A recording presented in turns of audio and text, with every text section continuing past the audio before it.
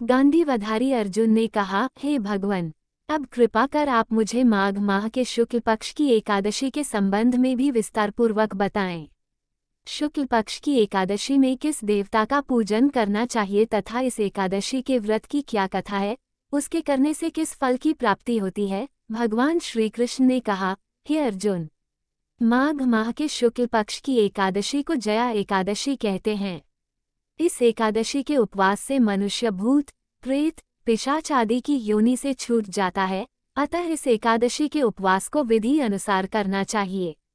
अब मैं तुमसे जया एकादशी के व्रत की कथा कहता हूँ, ध्यानपूर्वक श्रवण करो। एक बार देवताओं के राजा इंद्र नंदन वन में भ्रमण कर रहे थे। चारों तरफ किसी उत्सव का सा माहौल था। गांधर्व गा रहे थे और गंधर्व कन्याएं नृत्य कर रही थीं। वहीं पुष्पवती नामक गंधर्व कन्या ने माल्यवान नामक गंधर्व को देखा और उस पर आसक्त होकर अपने हाव भाव से उसे रिझाने का प्रयास करने लगी।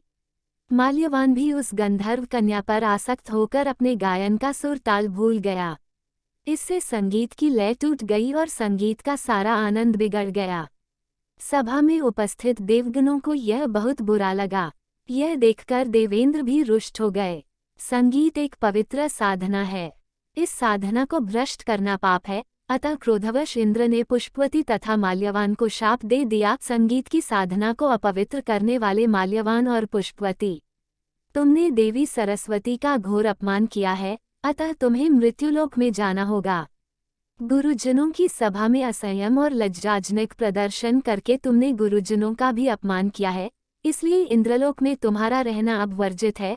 अब तुम अधम पिशाच असंयमी का साथ जीवन बिताओगे। देवेंद्र का शाप सुनकर वे अत्यंत दुखी हुए और हिमालय पर्वत पर पिशाच योनि में दैकपूर्वक जीवन यापन करने लगे। उन्हें गंध, रस, स्पर्श आदि का तनिक भी बोध नहीं था।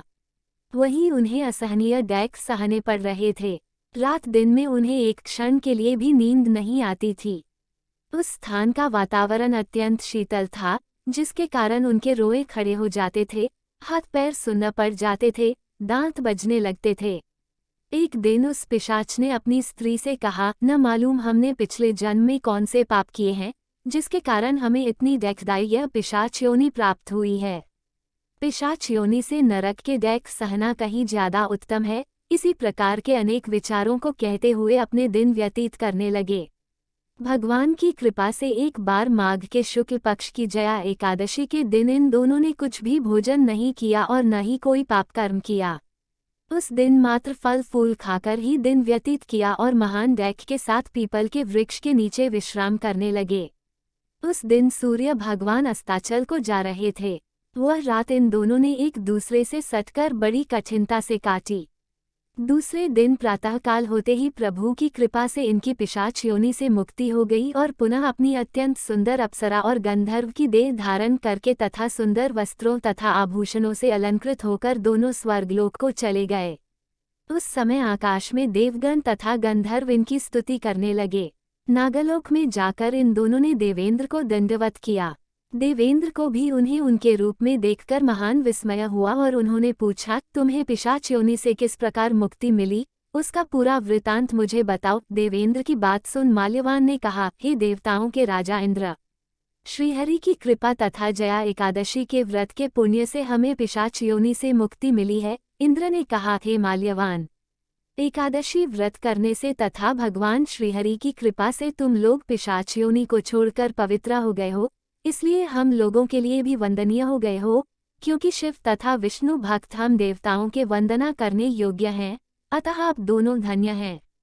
अब आप प्रसन्नतापूर्वक देवलोक में निवास कर सकते हैं। हे अर्जुन, इस जया एकादशी के उपवास से कुयोनि से सहज ही मुक्ति मिल जाती है।